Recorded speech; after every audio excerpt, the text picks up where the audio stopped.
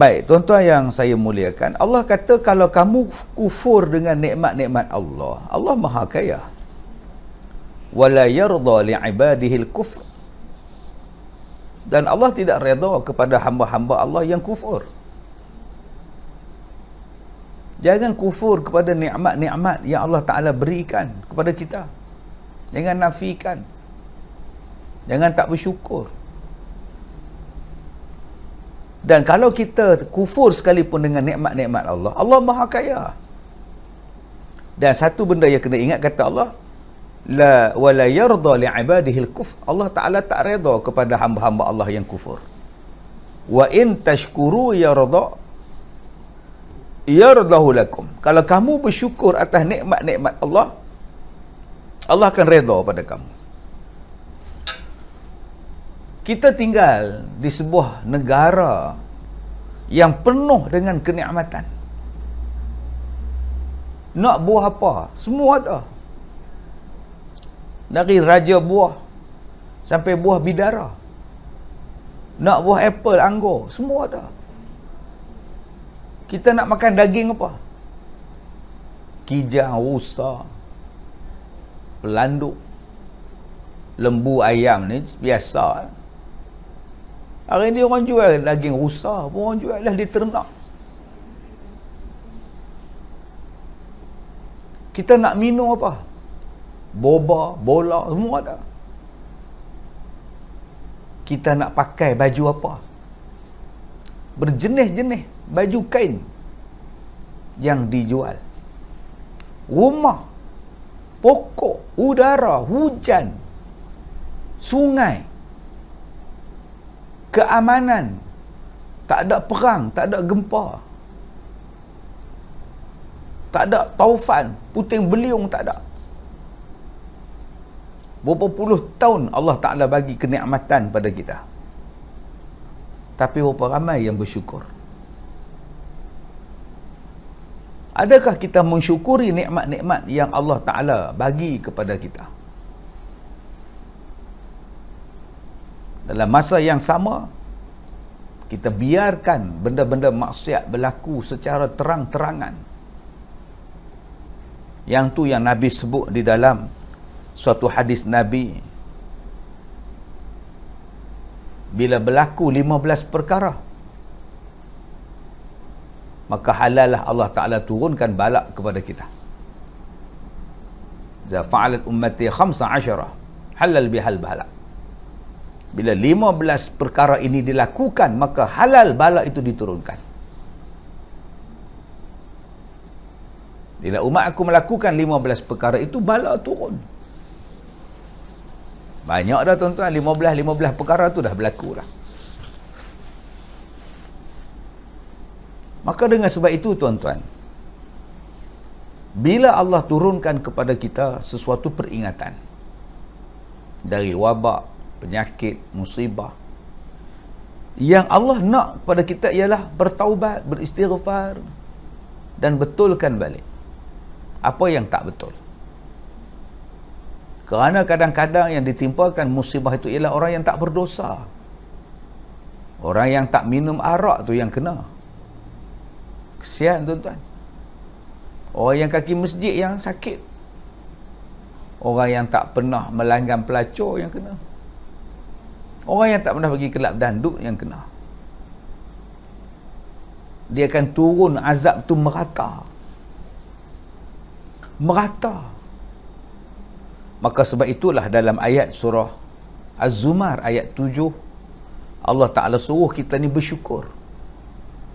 Makna bersyukur ialah melakukan ibadah kepada Allah, memperbanyakkan ibadah kepada Allah, jaga nikmat-nikmat yang Allah Ta'ala beri, dan jangan kita biarkan maksiat-maksiat merebak dalam negara kita. Tapi sayang bila kita cakap macam ni, orang akan balas. Hak asasi manusia, hak asasi pondan, hak asasi transgender. Secara terang-terang, laki-laki tanpa segan dan silu bertukar diri menjadi perempuan tanpa segan silu. Malah dulu dibuat pesta arak, bulan minum arak, Oktoberfest. Tuan-tuan ingat tak? Dan lebih malang lagi, orang-orang kata itu adalah hak mereka nak minum. Itu hak yang Allah bagi kat mereka. Guna nama Allah pula. Konon-kononnya Allah bagi mereka minum. Jadi janganlah kita melakukan fitnah kepada Allah. Innamal khamr wal maisir wal ansab wal azlam rijsun min amali syaitan. Arak, judi, betul nasib, menyembah berhala itu ialah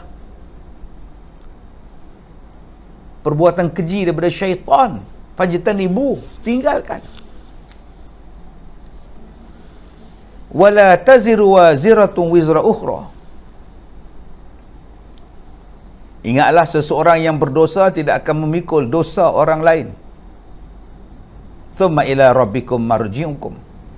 Kemudian kepada Tuhan kamulah kamu semua dikembalikan.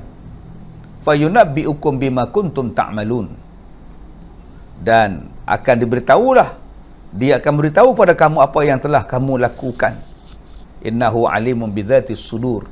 Sesungguhnya Allah Ta'ala. Maka kata Allah, wala taziru waziratun wizra ukhra. Seseorang tidak menanggung tentang dosa orang lain.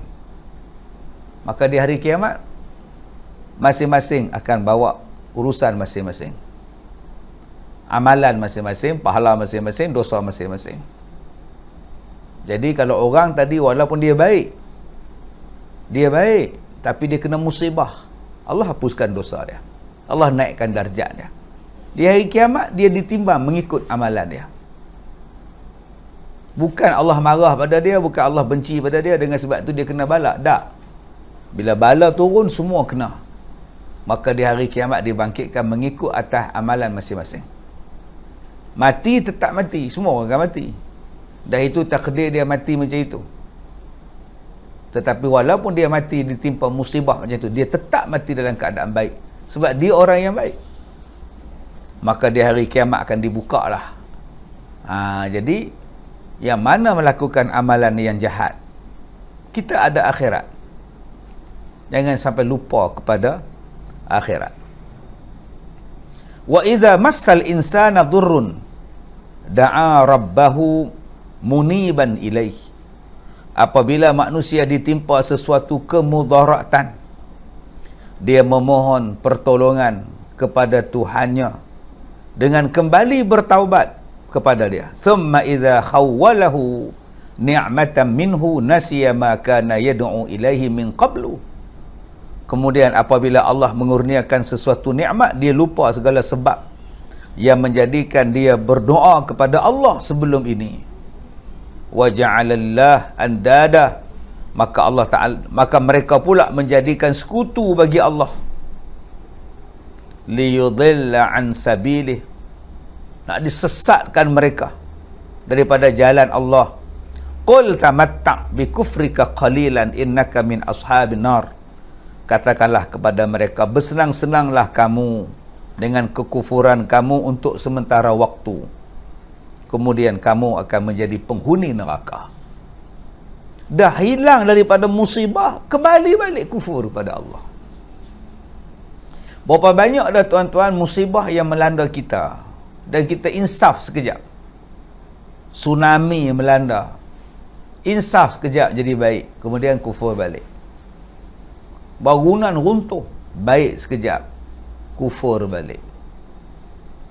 Air terjun jadi bah, baik sekejap, lepas tu kufur balik.